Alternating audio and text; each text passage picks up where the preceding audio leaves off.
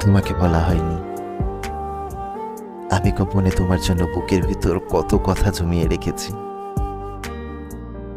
আমি চেষ্টা করেছি নিজের অনুভূতি প্রকাশ করার, নিজের মনের কথা খোলাখুলি ভাবে বলার, কিন্তু সময় এত দ্রুত ফুরিয়ে যাবে তা বুঝতে পারিনি। সময়ের সাথে সাথে আমিও ফুরে গেছি।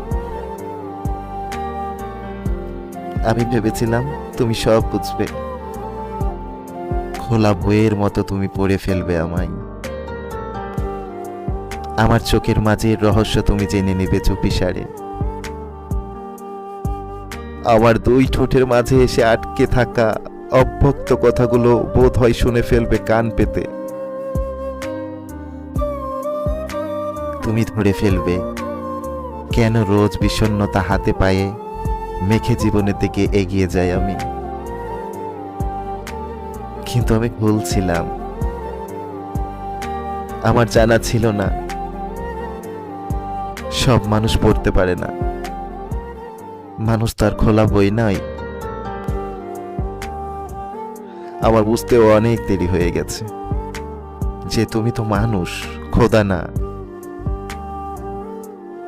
গোপন আর্তনাদের ভাষা কেবল খোদাই শুনেছেন, মানুষ কখনই শুনতে পাইনি।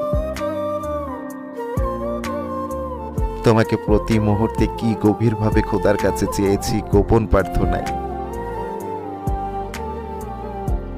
তা তো কেবল খোদাই জানে।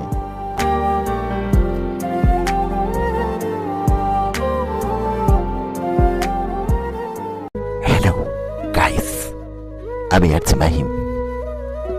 নতুন নতুন ভিডিও পেতে এবং নতুন নতুন গল্প পেতে পাশে থাকুন ফলো দিয়ে।